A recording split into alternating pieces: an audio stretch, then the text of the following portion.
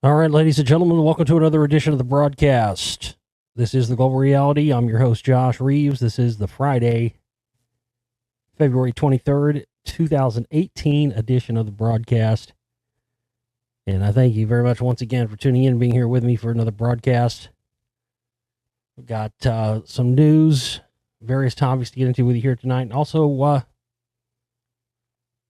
some listener inquiries as well. Like to have questions and stuff like that from the audience. Sometimes we get stuff in emails, sometimes we get stuff on YouTube comments. So I think that's where I'll start tonight. I'll start out doing that. I hope everybody's out there is doing well. I hope that you're it's the weekend, so I hope you're relaxing or do whatever it is you do on the weekend. I don't know what that's I haven't known what that kind of thing is like. I don't have a weekend or a week. It's all one continuous, never-ending series of days for me because, I work 24/7, 7 days a week on this stuff. So yeah. But I tell you what, that's what makes it so difficult. I think it's why I've had problems with my health too, is because that makes it difficult. You have to, because I never take breaks, man. Because I got to tell you, it's hard for me. I really am proud of myself that I quit drinking in 2011 because I used to be such a fucking heavy drinker. I mean, I didn't have a problem. I wasn't like an alcoholic, but I mean, I was just a drinker, But I wasn't like one of those guys that had to have it or I could have a drink, I'm never like that. But man, I tell you what, sometimes I wonder because it quit doing anything for me. That's why I quit doing it, I mean, once you pound down fucking gallons of fucking liquor and shit and you're still sober, I mean, that's why it was time for me to quit. I was like, this is bullshit. But what I mean, what my point is bringing that up is that it's very, very difficult for me to turn my brain off and go to sleep.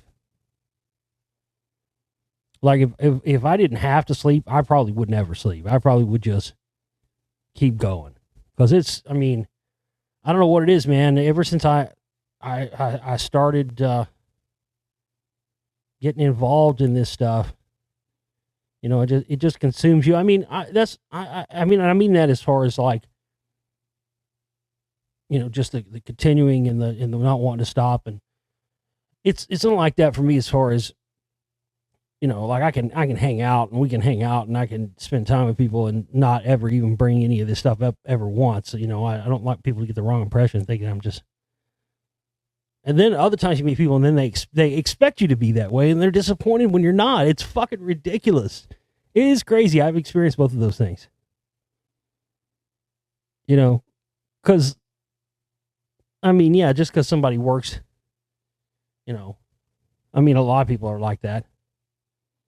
There are people where, whatever they do, whatever their job is sort of becomes what defines them, There are people like that, but, brain surgeons aren't sitting around, most of them are sitting around talking about brain surgery when they're off of fucking work, They don't want to think about that, but yeah, I've met people like that before where, they'll meet me here like, hey, so you going to talk about this or talk about some of this stuff later? I'm like, okay, well, what do you want to talk about with it, Or then there's been other times where I've like, and these are my favorite ones. There's been other times where I've been to parties and stuff, right? And I'll roll, just hang out and have a good time, whatever, not even really trying to think about any of that kind of stuff. And,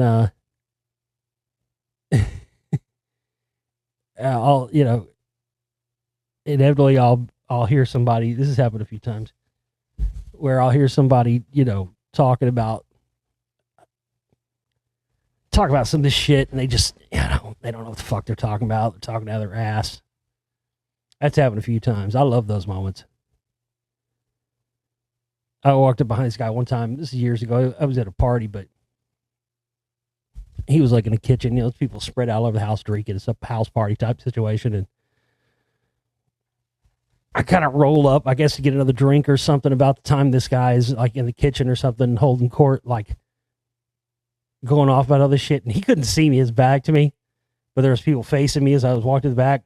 It was funny because you could see if people saw me and I'm standing behind this guy and I'm just like kind of standing there with my arms folded, just kind of just like shaking my head and like covering my mouth and trying to laugh. And then the people catch on and they see me back there.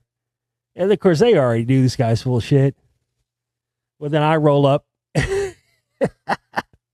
I'm back there just shaking my head and nodding like, yes, yeah. You know, this is kind of, I'm not saying this, but I'm kind of, you know, if I was making noise, I would have been going, oh, yeah, right. Oh, yeah, tell me more there.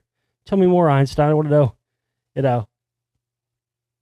And then I'll step in and just fucking just slay them. And every rebuttal, every retort, every fucking argument just smashed with info. Every one of them just owned. So those don't happen all that often, but, you know, it is a fun party trick when you can, you know, if you're ever in a situation where you can use it, it is, you know, but I don't, believe it or not, I don't smash people over the head with this stuff. And,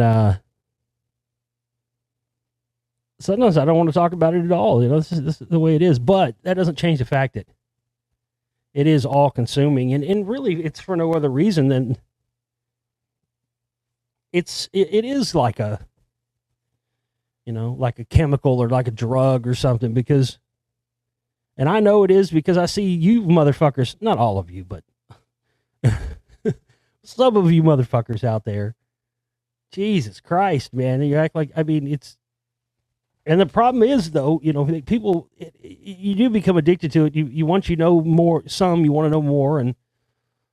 But some of you, as I talked about on the show yesterday, I mean, some of you info addicts out there need to learn that fucking, you know, like any drug, it ain't free, buddy. And, you know, with the way I talked a little bit about what's going on now with, the YouTube stuff. Interestingly, there was more in the news about that today. I guess concerning Alex Jones or whatever. I guess they have instituted some 3-strike thing on him and took down one of his videos for the Parkland shooting or whatever. And they're instituting some policy where if you get 3 of those, you're done. They terminate your whole thing. I talked about in previous broadcasts, I guess last week or whatever it was, I talked about how they're going to start labeling videos and certain things. I haven't seen any ones, as far as like conspiracy ones, I haven't seen any of those labeled yet, but I did see my first one earlier tonight or earlier today that was, I forget what it was. It was something random. Like, I forget, it was something. It was like an interview with somebody. Maybe it was like Noel Gallagher, Liam Gallagher or somebody. Like, I can't remember what it was. But it had a little, like a little bit of a piece of text right underneath where it says how many views the YouTube video has. It said,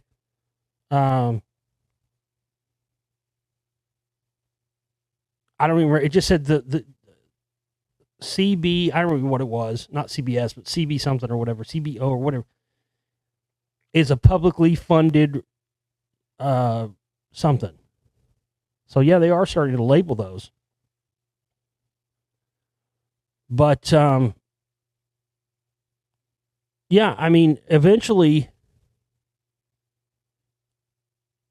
it's going to get to the point where if you want to hear this whole broadcast and you want to hear it in its complete form, you're going to have to get a subscription. You're going to have to become a monthly subscriber to get everything. Not just because of what I've already stated as far as, you know, people getting everything for free and not supporting our work and all that, all those reasons, but really the main reason is, and like I said, I was reluctant to even ever put anything up on YouTube.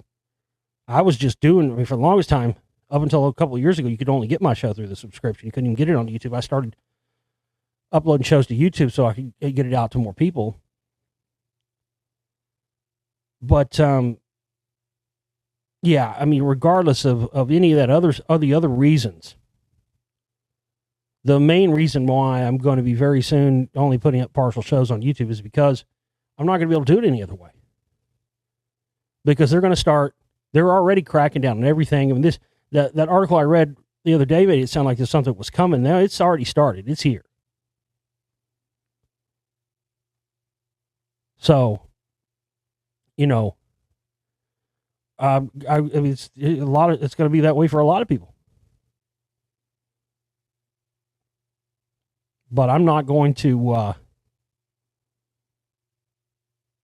I don't know. I'm just not going to subject. I mean, YouTube, it's already limited with what you can put up there anyway.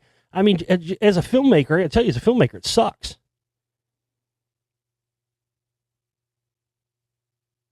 I mean, you can't, again, I mean, I've been dealing with this since Secret Right, volume, almost 10 years. That was 2009. So yeah, almost 10 years I've been dealing with this. Because that was the first film I made where, you know, had licensed news clips and licensed stuff in it. You know, all my stuff, I spend the money to license clips, license all this stuff, and it doesn't matter. It doesn't matter a hill of beans. People say all that all the time, well, why don't you put this on YouTube, put this there and sell your movies there or whatever? Because it does, you got to understand, all of my films either have copyrighted clips, copyrighted music of some kind or something in there, whatever it might be. In a case of Lost Secrets of Ancient America, Volume 1, I've got a song at the end of that by the band The Drive-By Truckers, which I got 100% permission to use, not just by the management of the band, but by every single individual member of the band signed off on it. And, you know, didn't have to pay anything for it. Didn't have to pay to use it. Got 100% use. But their music is, of course, copyrighted and whatever else. So if you upload that same song to YouTube, then you can't, or you know, then they put ads or whatever on it. But what I'm saying is, if I upload that film and it's got that song in it, guess what? YouTube flags that we're having copyrighted material. They put ads on it, which doesn't allow you to put ads or monetize it at all or put it up for sale or anything else. So then,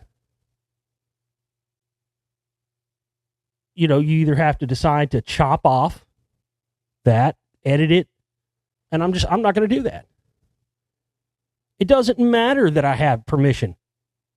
It's been that way with some other films. It doesn't matter that I paid and licensed those clips. Doesn't matter. YouTube doesn't care. There's no way to designate that. Even if you have proof that you did license that whatever material.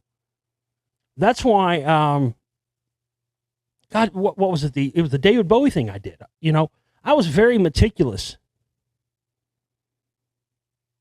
with that and did everything I could to keep around the copyrights. Either was something small in there, a piece of video footage or clip or something that I had already seen used on other videos that weren't flagged. As soon as mine went up, boom. So that's why I had to put that thing up for sale in both parts in the download show. And of course, nobody wants to buy them. Because once you put something on YouTube for free, nobody wants to buy it. And I had, you know, I did all that meticulous, all that Bowie music, the MIDI with the analog stuff, the 8-bit. Did all that to get around copyrights. I mean, again, there's no good alternative. And there's no way, unless you want to completely, you know, sacrifice your vision. I would rather just put it up for sale myself and not worry about putting it. I mean, YouTube just sucks. It just sucks all the way around. And, you know, people always try to throw the fair use thing around. And man, they don't give a fuck about fair use. Fair use doesn't make a fuck one difference to YouTube. Even, I mean, you know, let's say you license. We're talking about licensing stuff too that's not very expensive. You can get into licensing stuff that costs tens of hundreds of thousands of dollars. You know, if you get up there trying to license Led Zeppelin or something, you know. But let's say you did that. Let's say you had, you know, this big budget. There seems to be, I don't know, there seems to be some kind of favorites playing. Obviously, when they're looking at the content, and they're looking at something like mine, and you see a title like The Spellcasters or Lost Secrets of Ancient America or something, you know, or the Secret Rite, obviously, they're going to be looking at that because, you know, they actually, you know, sell and rent movies on YouTube now, Hollywood movies and stuff, and those have licensed stuff in it. But they don't seem to be messing with those people. They just want to mess with people like me. So, yeah, I mean, yeah, it is super frustrating, but I've already started to see this. And of course, this has come, they want to claim you know, it's because of this reason or that reason. I think it's hilarious that, you know, I love when you're not brainwashed by the phony left and right paradigm anymore. It's amazing how much hypocrisy you see, you know, because, I mean, I remember when Obama first got elected, everybody was talking about, oh, you know, the end of free speech and, you know, the end of guns and gun rights and all. Everybody's talking all this bullshit. Meanwhile, the gun sales were at an all-time high while Obama was in office, and now they're at an absolute low when you have a Republican in there who which is supposed to be the other way around, right?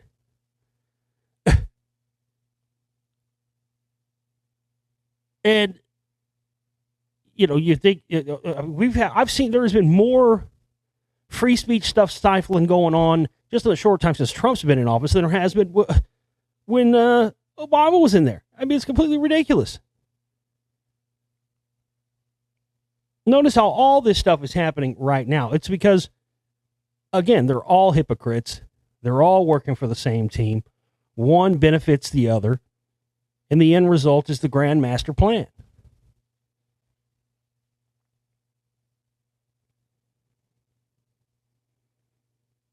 But there's definitely a reason why this is all coming up now.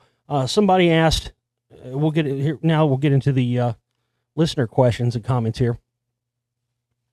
So a listener from last time asked, Josh, do you think there's a connection between hashtag Me Too, hashtag Time's Up, and Scientology? Well, that's a good question. And it has something, yeah, I mean, it's been something I've thought about, but here's the real thing. It's a great question. It really is. Because I've been thinking the same thing. But here's what you have to understand. And this is what everybody needs to understand, because I see this and I get this all the time. This happens a lot. I was guilty of it in the past. I've only over the past 3 or 4 years really started to be able myself to understand this. But what you have to understand is, and I try to come across with this in the Spellcasters films, that's really what Volume 1 is all about. You have to start putting in your mind and understanding that, because I get questions like that, you know, what do you think about this person? You know, this person's connected to the CMP, you know, what do you think about this? This connected to CMP. What do you think about this connected to Scientology? What do you think about this connected to whatever? Well, you got to get out. You've got to get that separation thing. That's the biggest thing about all of this stuff. And the idea of separation out of our minds, because they beat that into our heads because they don't want us to see the connections. So, you know, have I seen any direct evidence connecting the whole Me Too, Time's Up thing to Scientology? Directly? No, but not at all. But here's what I will say about it. It's funny, the lack of Scientologists that have been, caught up in this whole thing, like the Harvey Weinstein thing and all that. And the only one that has been that dude from that 70s show, Danny Masterson, who's a Scientologist, who I think was accused from multiple women over stuff. And boy, it got swept under the rug, quiet. And that's part of what Scientology gives you. Just like they give to Tom Cruise or anybody else. If you're one of their big, celebrity types, then they will, and if they value you and your contribution to the church, absolutely. They will use their resources to sweep stuff under the rug and get it taken care of and whatnot. With connections that seem to be greater than just what some cult or some church would have, right? Again, this is where the idea of the separation, you got to put out that idea of the separation. Whether something's connected to Scientology, CMP, any of these groups, the science, this is the whole point, again, of the Spellcasters. And Volume 1, we talk about this extensively. This is why I show all the connections to Scientology, L. Ron Hubbard, the CIA, MK Ultra, the producing of, mind-controlled, brainwashed, patsies, all the rest of that stuff. I see more of a connection to the Me Too Time's Up thing and all this stuff going on to the CIA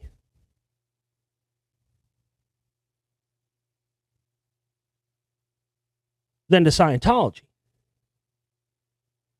But again, that's where the whole no separation thing comes in. Scientology is as I show on Spellcasters, the whole thing that came out, Scientology and MK Ultra were formed at the same time, and L. Ron Hubbard was in the OSS, the precursor to the CIA.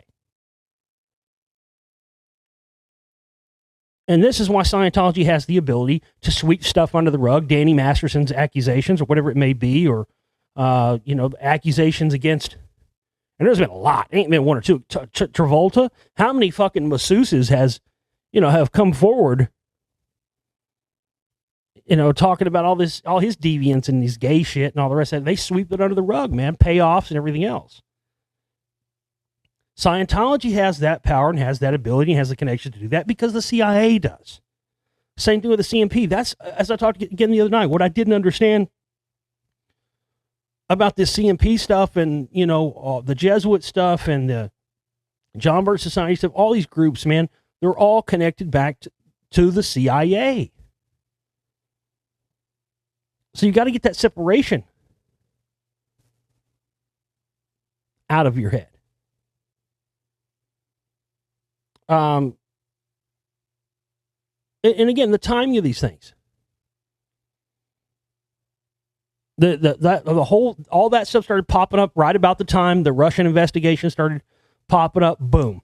Nice, clear distraction comes in. The CIA loves doing that kind of stuff. That's why every time Michael Jackson, man, he was their one for the longest time. He was their go-to guy for the longest time. Anytime there was something happening where the government or corruption or something else was getting exposed, boom, there'd be some fresh Michael Jackson scandal that would pop up. He'd be accused of touching little boys or something like that would come up, and immediately all the media attention and all the resources would be going around that. All this happening now during the Trump administration, all that, and this is not a shock.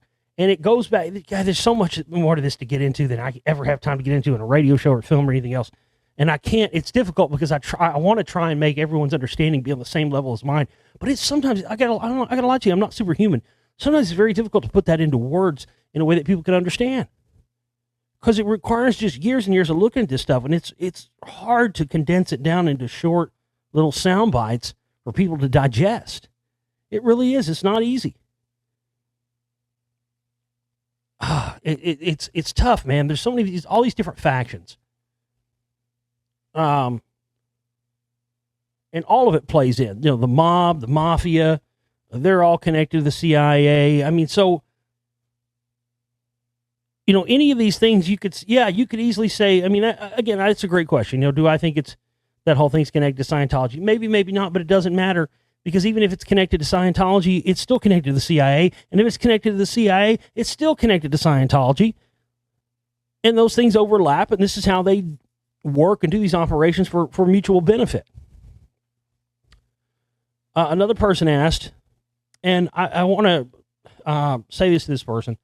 Look, man, I didn't mean to come off as a jerk. If I came off as a jerk on YouTube last night when I made this comment, I apologize. It's difficult. I didn't even want to respond. Sometimes I don't respond to stuff like this because you just type a text out to somebody. Sometimes you can come off as a jerk or whatever, curt, short with somebody. But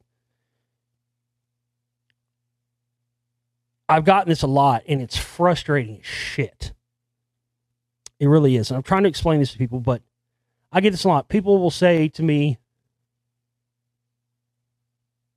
"Oh man, hey Josh, I'm a huge fan. I'm a huge fan of your work. I've gotten all your stuff." They'll say that.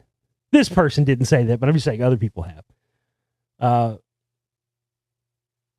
get all these messages and stuff from people all the time, and they'll say what big fans they are before they ask their question.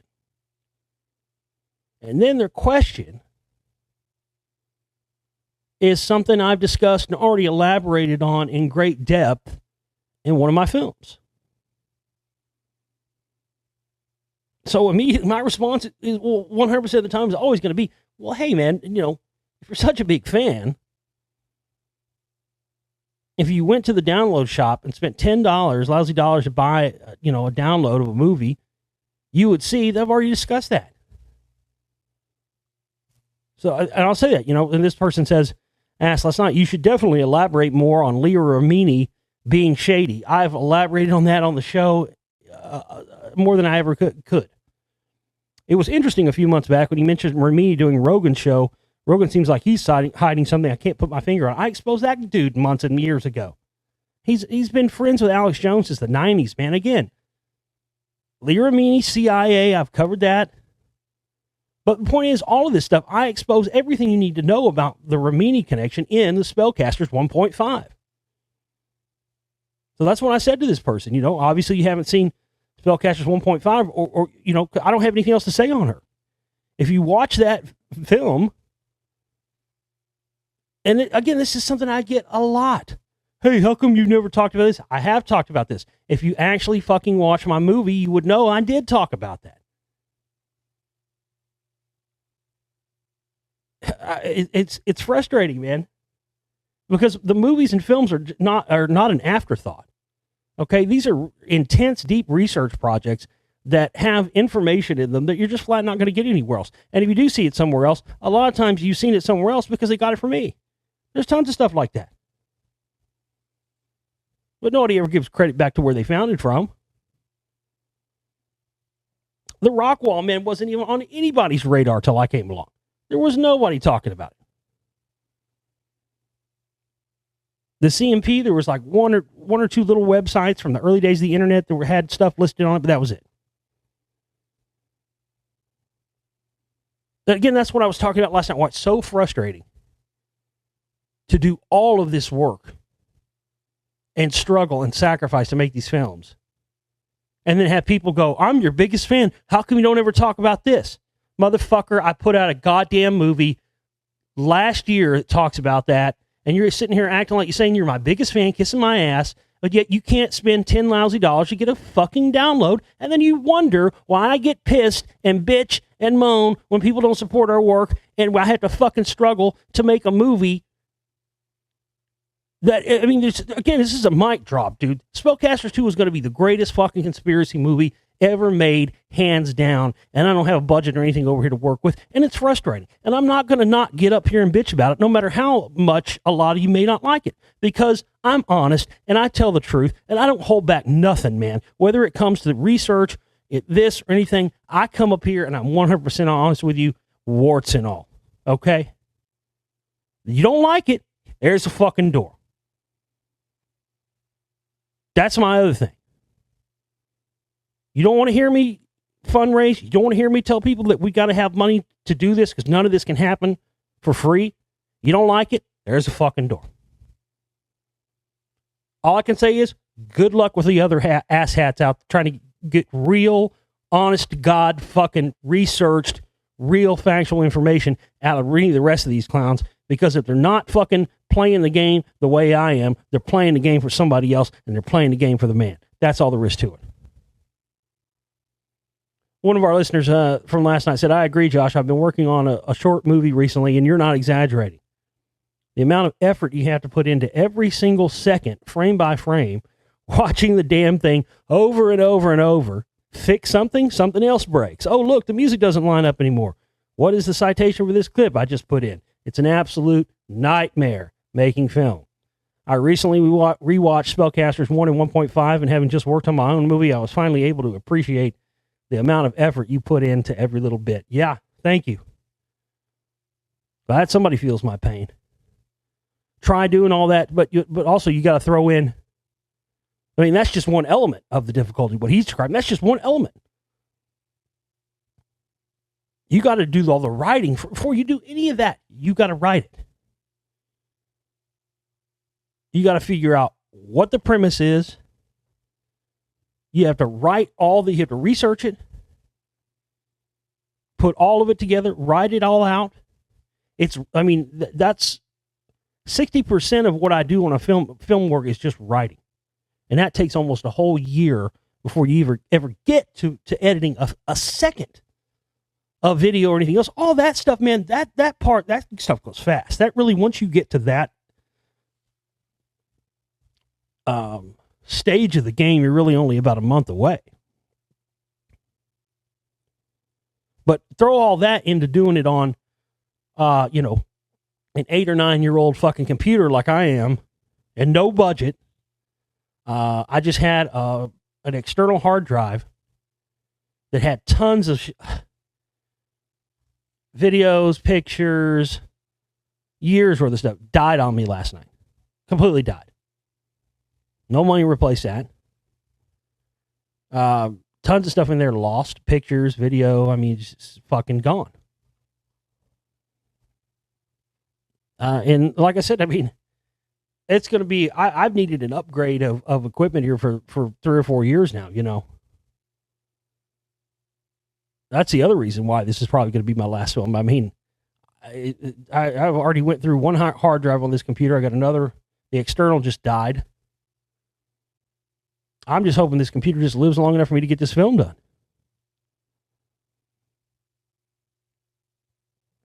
So yeah, it's just frustrating to have to do all this work. As I've said, you know, we'll have thousands. I put a video up, we'll get 1,000 views in a couple of days. Yet if I put a video up that says, hey, new audiobook is out. You know, Alex Constantine, Covert War on Rock. I mean, this is a preface to Spellcasters 2. That's why I did that and put it out. I'll put that video up and it's probably had 200 views. And we've maybe sold 5 copies of that fucking thing since November when it came out. So, again,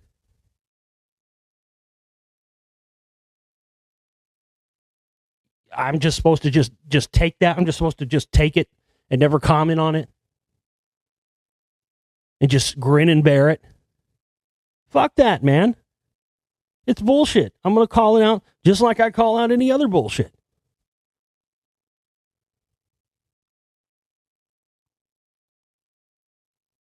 But I'm not going to fucking worry about it anymore. If you haven't seen my films and you haven't gotten the audiobooks and stuff like that from the download shop, man, at this point, it's your loss, not mine. That's where the info is. And I'm not going to continue, just like I'm not going to continue to make films with no budgets. I'm not going to get up here and do shows 5 or 6 nights a week and put them all on YouTube for free anymore, regardless of what YouTube's fucking shit is. You know, I'm tired of casting my pearls before swine, and I want to cast my pearls before people who actually want it and appreciate it. And there's so many of you out there that fall into that category that I don't even want to have to worry about the shit, I just never experienced that before until I started putting stuff on YouTube. I never experienced somebody say to me until I started, because previously everybody that was a fan of my stuff would just do what every standard person would do, which is, okay, I'm a fan. He's got films. That's where the info is. Okay, I'm going to go get those films. Only since I started putting stuff on YouTube has that thing. For over 10 years of doing this radio show, that never happened until the past couple of years when I started putting stuff on YouTube. It's only the YouTube people.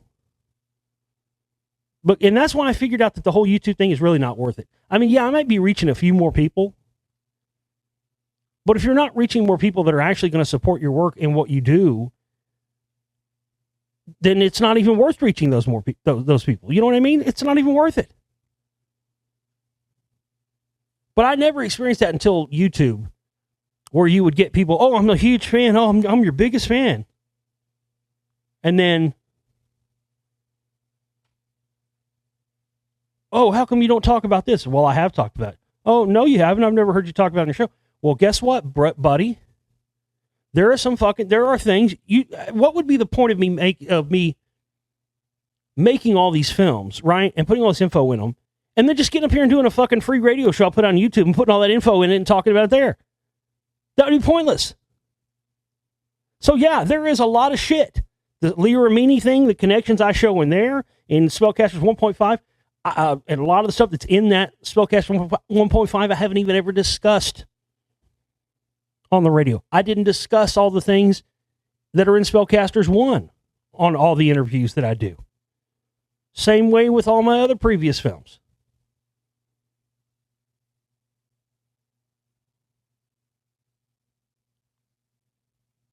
I mean, that would be like expecting, name a filmmaker.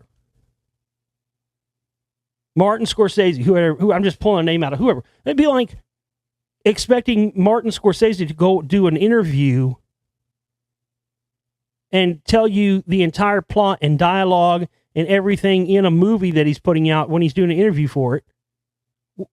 What's the point of making a movie then? But somehow, because of this particular genre, the conspiracy thing or something, I'm automatically expected. And this was started by people who had unlimited CIA budgets, people like Alex Jones and many others many years ago.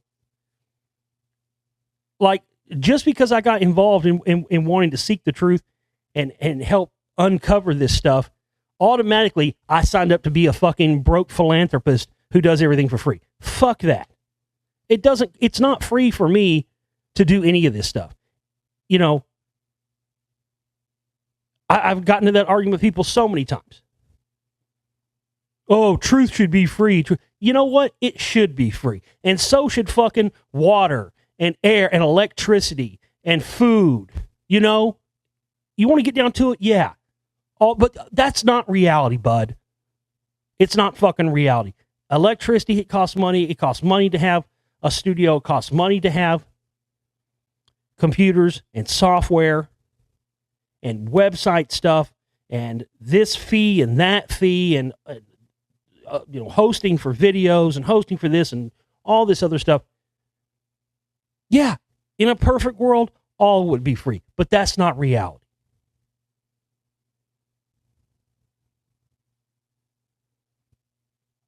And I'm tired of I feel like I'm just wasting my skills, man. I really do. It just feels like it's a waste, man, to put all this work. Spellcasters 1.5 too, man. God, that's not a throwaway collection of just, cutting room floor stuff. That's its own individual little film that I made separately that ties up and explains a lot of the questions and stuff that weren't in volume 1.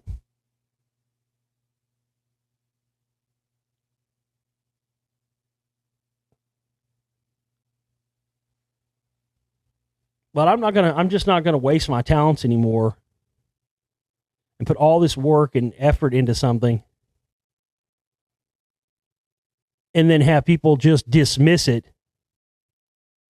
because they don't want to fucking, get into their, I mean, look, you can afford a fucking internet connection. I mean, I've had people out there who've been listening to my show for 5 or 6 years, as I was mentioning, again, and I'll say, well, if you watch my movie, I just don't understand how somebody could be listening to my show for 5 or 6, 7 years and still have never bought a movie, never bought a download, nothing. And then wonder why I get mad. You can afford a fucking internet connection and you can afford a laptop and a fucking, obviously you got a place to live. You can afford a $10 download, man. You can. And the only reason you're not doing it is because you feel entitled to get everything for free on the internet. Yeah, we all wish we could have everything for free, but that's not reality. It just isn't.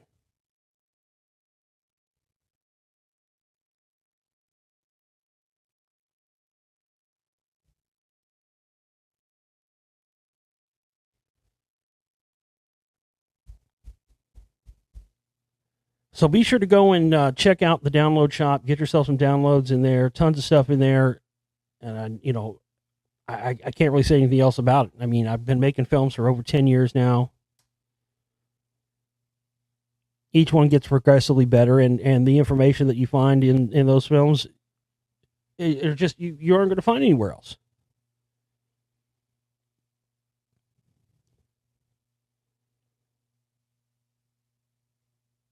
And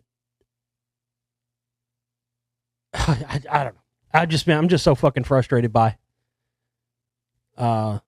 people who've never done anything themselves. I mean, why don't you try to make a film? Why don't you try to do a radio show? We got all these fucking armchair quarterbacks that would just want to sit around and do nothing and tell everybody, how to do things. But yet, again, I've stated this before. It's so frustrating for somebody. If somebody's done this before and they have experience and they've made films and they've done radio shows and they have ways to do things that are successful, I am open to suggestions. But I never get that. I never get that from those type of people. I always get some suggestions from people who've never done jack shit themselves and are just basing everything on assumptions.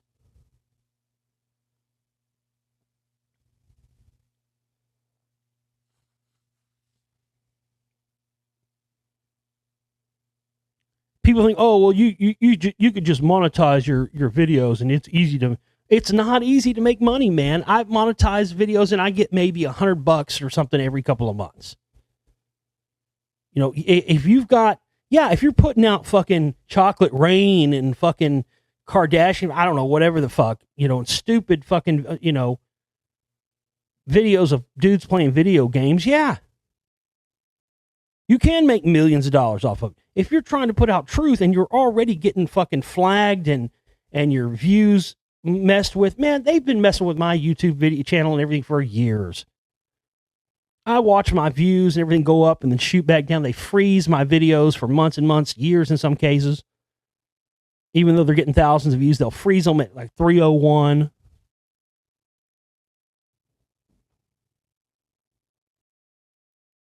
And again, as I've said it before, this is no joke.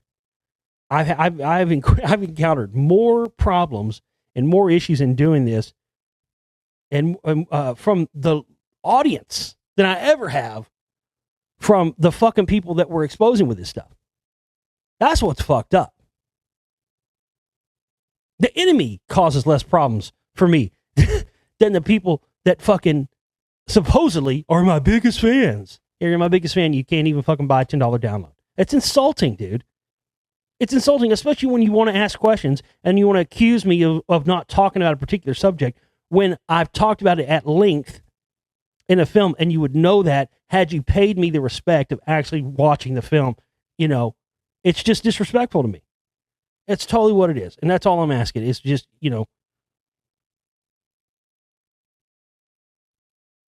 I just think it's ridiculous. I'm sorry. And I just got frustrated by that comment because it's not the first time I've had somebody say that kind of thing to me. I've had it 100 times. Oh, I'm your biggest fan, but I won't bother to watch your movies. But I'll accuse you of not talking about something you've talked about Well, you never talked about this before. You never said this. Why don't you talk about this? Well, yeah, I have. It's in this movie. I can tell you exactly what moment in the movie it's in.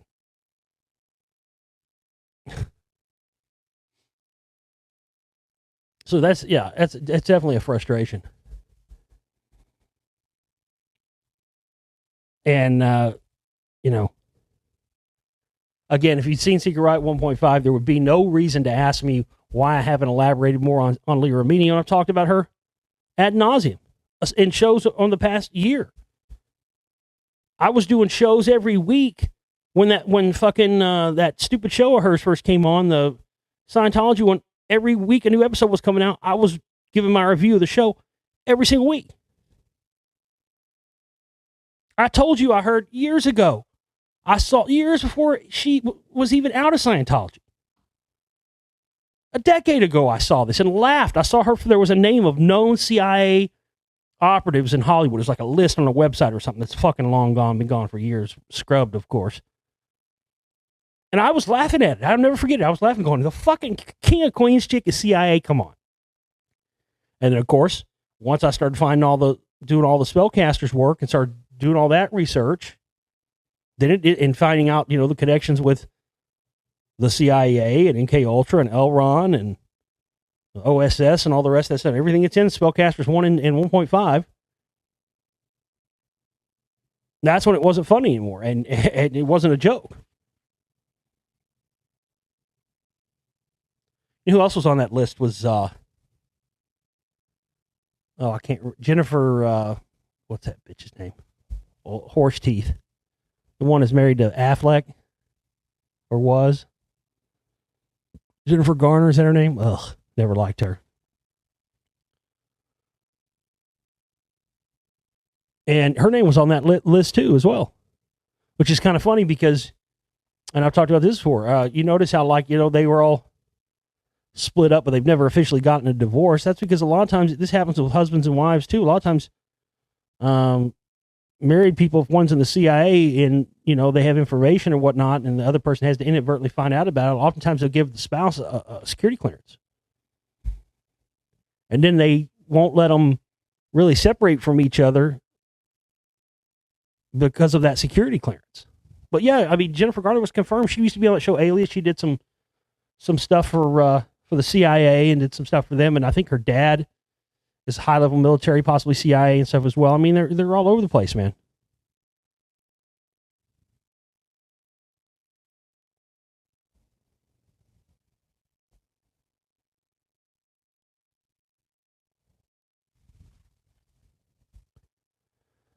All right, let's get into the news we've got here tonight. Oh, geez, this is fucking hilarious. Farty passenger forces flight to make emergency landing. That's got to be one of the greatest fucking headlines I've ever read. Not gassy passenger or passenger with flatulence. No, man, the motherfucking New York Post just came right out with farty passenger. A pilot had to make an emergency landing after a fight broke out over a passenger who allegedly refused to stop passing gas. Two Dutchmen sitting next to the flatulent passenger, there it is, reportedly asked the man to stop, but refused, and continued to break wind aboard the Transavia Airlines flight from Dubai to Amsterdam. That's to me one of the funniest parts of it right there. Excuse me, sir. Could you stop shitting yourself, please? Fuck you, motherfucker. I'm fucking American. No, I don't know if this guy's American, but that's what I'd say. Fuck you, buddy. I can fucking shit myself and blow my fucking britches out all I want.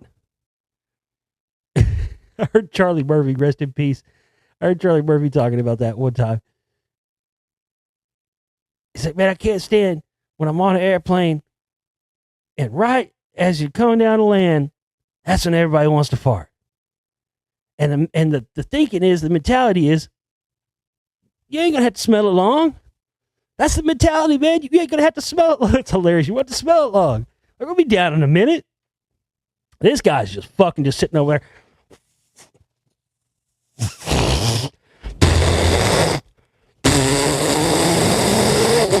Blowing a hole in the fucking coach fucking section. Sir, could you please start? I mean, number one, if you got gas, I mean, that's the thing. Because who was it I heard say this? I think it was Ricky from Trailer Park Boys. Talked about like that, because really, that if you're farting, that means there's a turd imminent. You know what I'm saying? That's what that means. That's the venting that happens before a turd comes out, before you shit yourself. I mean, it's just, so you can't really control that. I mean, what do you? I don't know. That's kind of fucked up that you walk. Can you please stop farting? Well, look, dude, it's coming out. I mean, that's not really something you can control. The budget airline crew allegedly did not help the passengers after their complaints, leading to a fight between the men. Despite a warning from the pilot, the altercation continued and forced the airplane to be diverted to Vienna Airport, where it made an emergency landing. Police boarded the plane once it landed, removed 2 women and 2 men that the pilot reported as passengers on the rampage. The women, who were sisters that were removed from the flight, are now taking the airline to court, claiming they were not involved in the altercation. Nora Lachav, a 25-year-old law student, called the removal humiliating. We had no idea who these boys were. We just had the bad luck to be in the same row, and we didn't do anything. All I will say is that the crew were really provocative and stirred things up. You always hear stuff like that. You always hear stuff of like the fucking crew on these airplanes doing fucked up shit and just always getting away with it. It's kind of like the TSA. I mean, what's this fucking gangster mentality that these airlines that people have? That's ridiculous. That's why I don't fly. I hadn't flown since before 9/11. It was right before 9/11, but yeah, I hadn't flown since. Fuck that shit. I'm not going to go get fucking irradiated and everything else to go on a fucking plane. Fuck that shit. All 4 passengers were released from police custody without being charged. However, all have been banned from flying Transavia Airlines in the future.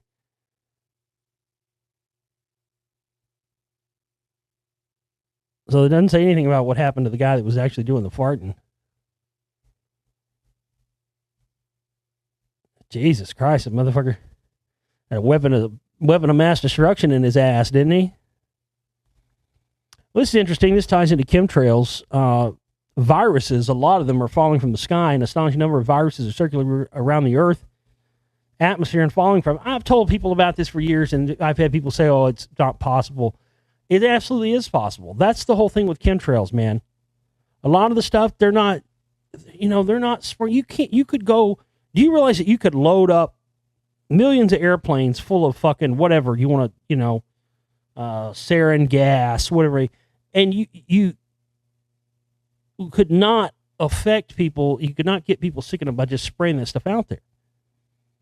But if you've ever seen this white cobweb stuff falling out of the sky, it looks like spider web. You'll see it falling out of the sky sometimes. You'll see it on cars. You'll see it on telephone poles.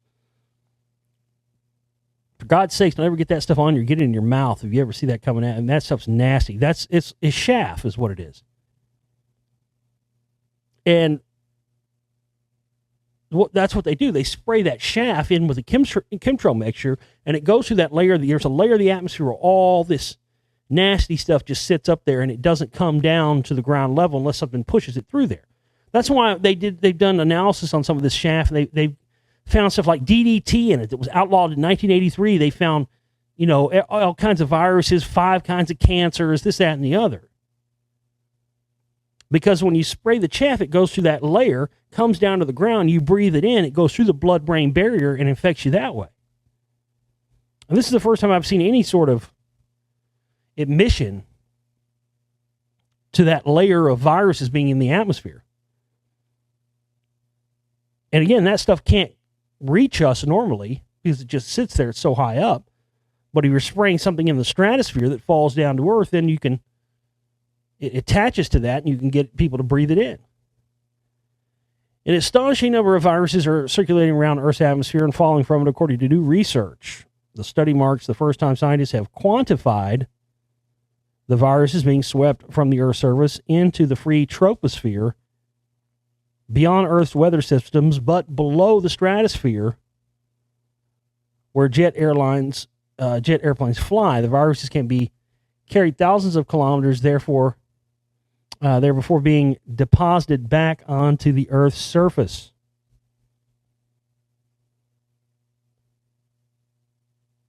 The study marks the first time that scientists have quantified the virus being swept into the Earth's atmosphere. I just read that. Why did you repeat that in the next sentence when I scrolled down? It doesn't make any sense.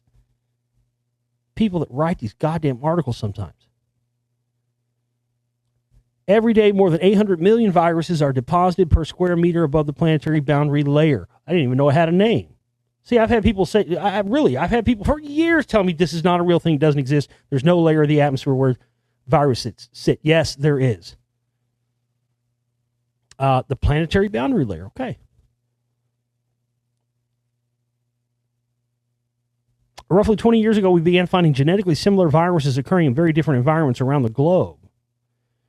This preponderance of long residence viruses traveling the atmosphere likely explains why it's quite conceivable to have a virus swept up into the atmosphere on one continent and deposited on another. Bacteria and viruses are swept into the atmosphere in small particles from soil dust and sea spray. So again, this is where a lot of the chemtrail sickness and stuff like that has come from, and how they disperse various different things that they then want to produce, supposed cure for, all that stuff, that's why you have the cold and flu season, and people just think all this shit just happens by accident. It's not engineered. Come on. It's all engineered. Russia and China are working on space and counter space weapons. How many times am I going to say I told you so? How long have I been talking about this shit? It's on the way, folks. Stage alien invasions, space war, coming soon to a TV near you. It's all coming. I've been telling you it's coming. This is crazy. Jeff Bezos just revealed video of a massive 10,000-year clock being built inside a West Texas mountain. I want to fucking go road trip and see this, but man, West Texas is fucking crazy. Texas is huge, man. People don't realize that. It takes a whole day just to get out of Texas if you're trying to go to another state, unless you're going to Oklahoma or Louisiana or Arkansas or something. Everywhere else takes a whole day.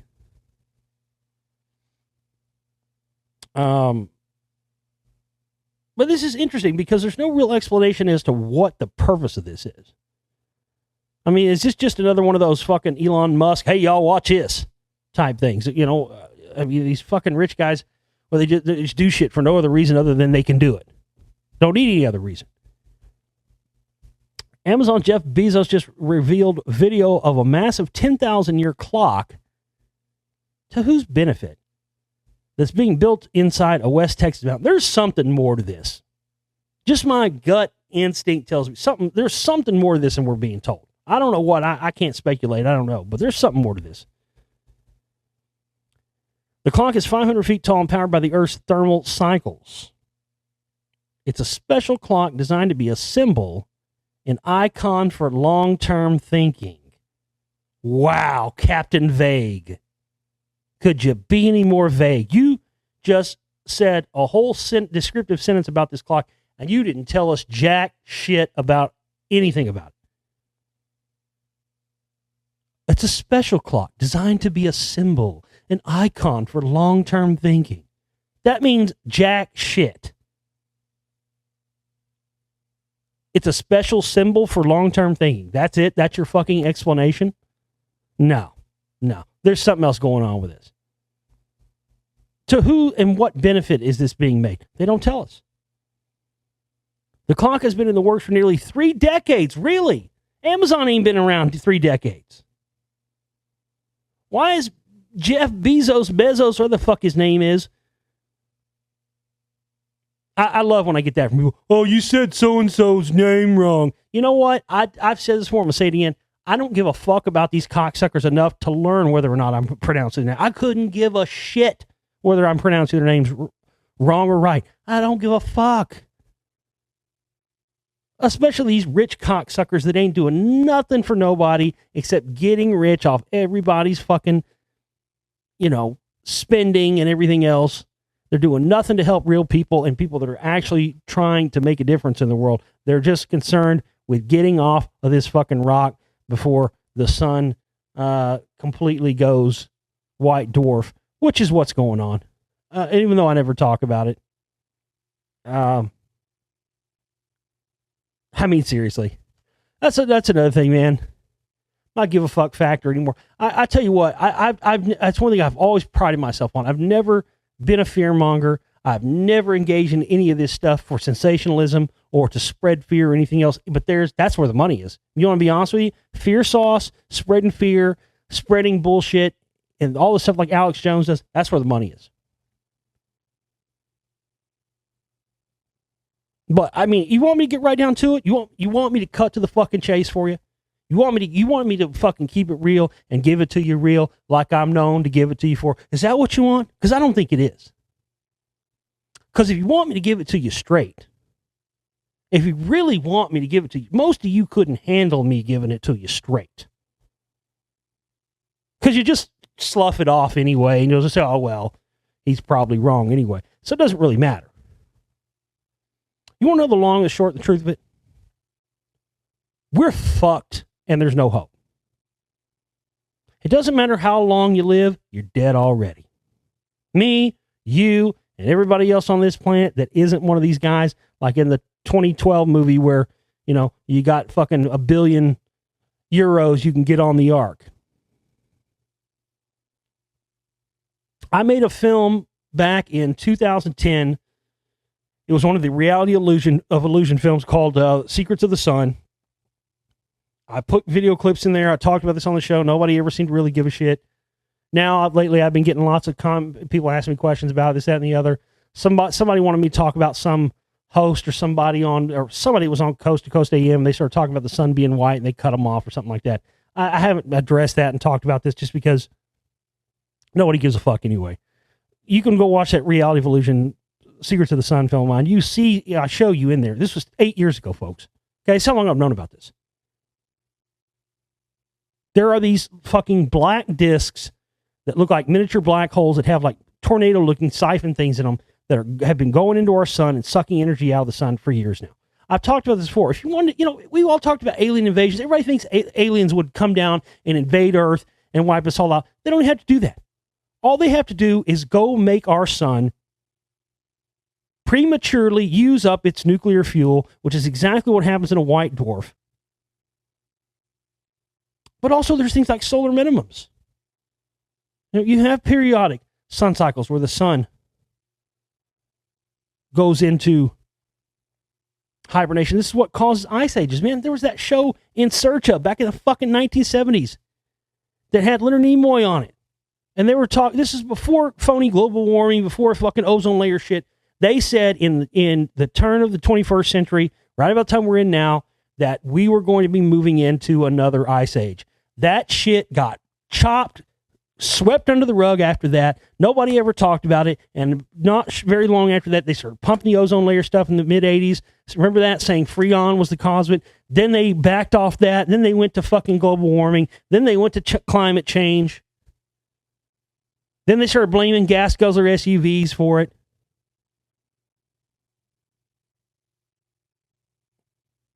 Something is artificially, prematurely trying to kill our sun to kill off life in this system. And the elite know it. They've known about it for some time. That's why all of this focus now, why do you think there's all this, why are all of a sudden is Elon Musk launching rockets up there and shooting cars out there? And that whole thing with Elon, you know what that whole thing was? That was a test of the fucking Van Allen radiation belts. That's what that was. They know we can't get past the Van Allen radiation belts. They've been trying to come up with fucking ways around it. And it's impossible to do. Because kind of like what the Scientologists believe, strangely enough, there has been stuff in the past where there's stuff has been written about this ethereal. I've talked about this on the show for the whole time been on air, about this ethereal energy barrier being placed around the earth by somebody at some point to keep us trapped here. That's why we know we never went to the moon. And why nobody's ever been back, because they couldn't go there in the first fucking place. That's why there's been no deep space missions, when you know we could have had the technology to do it by now. That's why they had the dummy and the sensors and all that stuff. If you believe that shit, I gotta say, that shit looked fake. I'm not saying it isn't fake, that stuff that they showed us isn't fake, just like what they showed us with the moon landings were fake, and they probably sent other things there we didn't see. And then I saw Elon Musk actually make a fucking comment. I knew immediately. I was like, that's what this is. They're trying to see, this is a covert test to send that car up there to see how the Van Allen radiation belt affected. Because they're trying to get off planet. That's when all of this, colonization, we got to go to Mars, and they're trying to get the public to fund this future stuff for them so they can figure out how to get off of Earth and get off and go somewhere else, deep space, wherever it may be, before the sun uses up all its fuel. Okay, we're dead. None of this stuff really matters. None of our lives, day to day, really matter. We're all dead. It's all going down. And there's not a fucking thing you, me, or anybody else can do about it. Now, that's straight talk. That's real talk. You want me to give it to you straight? I just gave it to you straight. But you know what? You still got to go on living. What are you going to do? Give up? I'm not going to give up. I'm not going to quit. But I don't kid myself for a second that goddamn one of us have a chance of getting out of this fucking thing, and nobody gets out alive anyway. But that's why the whole transhumanism thing, that's why they want to merge with machines.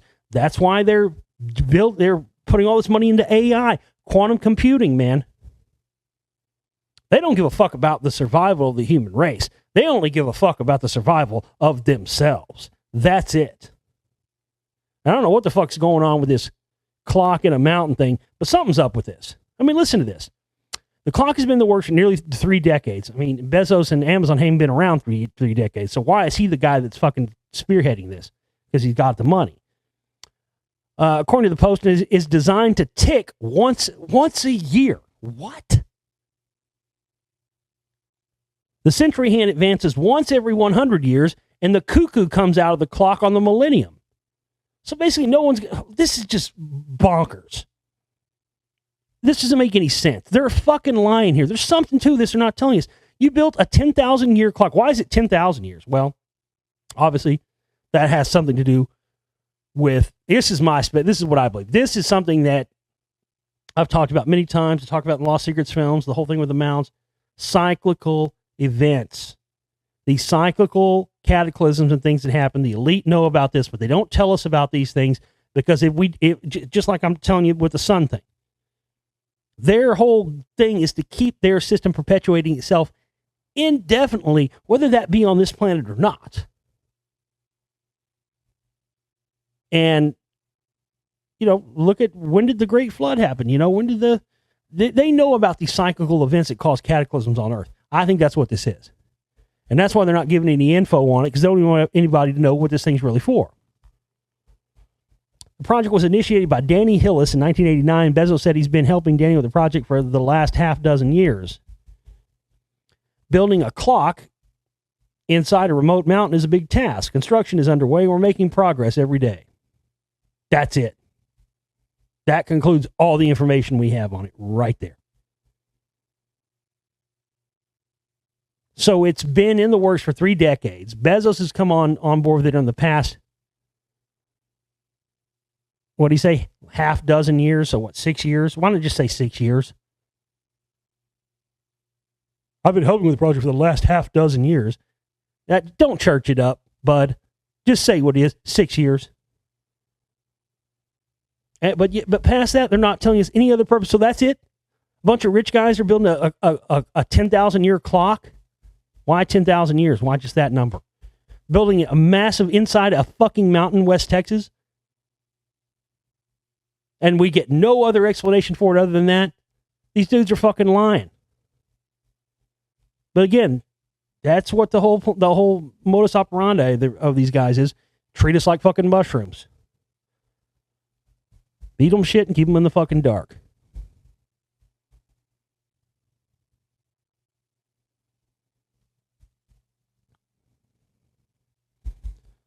But yeah, man,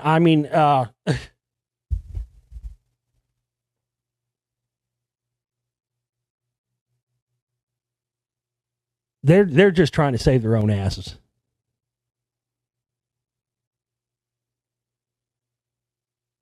Our only hope is to expose these motherfuckers to the point to where, I don't know. I don't really know. Now, I mean, that's bullshit too. That's never going to happen. In a perfect world, we'd be able to expose these motherfuckers and all gain access to it. But that's something I've talked about for years.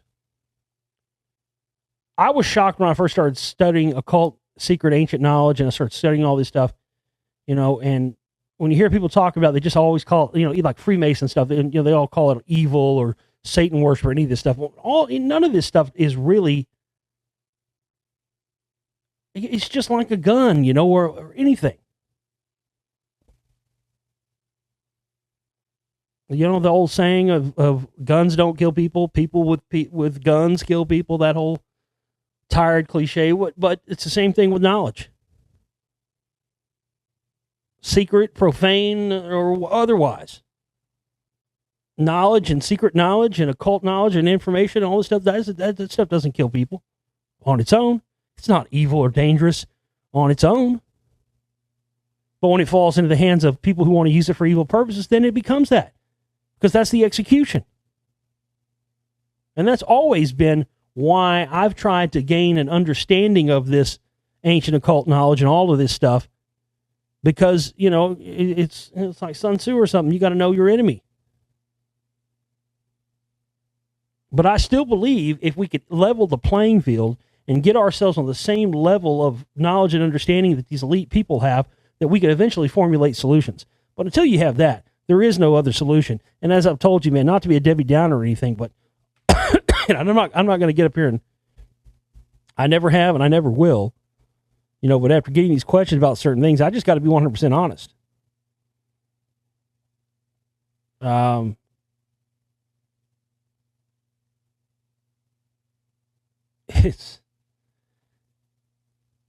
We're fucked. I mean, there's just no way around it. We're all fucked. But again, that doesn't mean you stop. That doesn't mean you give up. You got to keep going and riding it out, till you die or the mushroom cloud comes down, one or the other. I mean, and there's plenty of people out there that have given up. And if you've given up on life and given up on all this stuff, please, again, why the fuck are you listening to my broadcast? You're dead weight, man. I don't want people that have given up listening or following me, because if you've given up, you're not going to fucking support somebody like me who's actually trying to change things and actually trying to wake people up in the face of knowing it all doesn't matter anyway. That's what doing the right thing is, people. The right thing is doing what you should be doing, even if you know beyond a shadow of a doubt it probably won't change anything. It doesn't matter. What are you going to do? Do nothing? That's worse. Giving up and doing nothing is worse than trying to do something. And that's why I'm so appreciative and thankful for all the people out there that actually do support my work and actually do buy my films and actually do donate. I mean, still haven't gotten anything in this week. Didn't get anything in after yesterday's show. I mean, I need a couple $100 right now, and then I got to have operating costs due by next Friday. I mean, but the people that actually understand and get this stuff, understand what I'm trying to do here, those people, I'm just grateful for all of you. Thank you so much. And if you're somebody who's just come along, you haven't had a chance to support my work yet, please do. That's why, I say it all the time. People always ask me, why do you always say you're a one-man show and this and you do everything, and I am. Well, then you say support our work. Yeah, and I've explained that. I still get people send me emails with that. Because the people that contribute so I can make these films and can contribute to the operating costs so we can stay alive every month to do these shows and everything else through all the crap I have to endure. When you contribute to that being able to happen, then you become a part of it. So it's not just my work anymore, it's our work. And when I say our, I mean every single person that donates every amount they can, more than they can, and more than they should sometimes, because they know what I explained to you just a bit ago, that it doesn't matter that I know that maybe none of this is all going to fucking matter. I'm never going to fucking quit. And I'm doing this because I love humanity and I love people, and I don't give a fuck if that love is not reciprocated back. This is what I was put on this earth to do, and I'm never going to stop. Very few people find what they are put on this earth to do, and when you find it, you should never stop doing it. And that's what I've dedicated myself to. All right, folks. Hit the donate button at theglobalreality.com. Hit the fucking download shop and hit the GoFundMe banner page thing you'll find links to in the video and on our Facebook and in this comment section. Just hit it up and let's get some money in here, okay? I love you guys. We'll see you next time. Take care.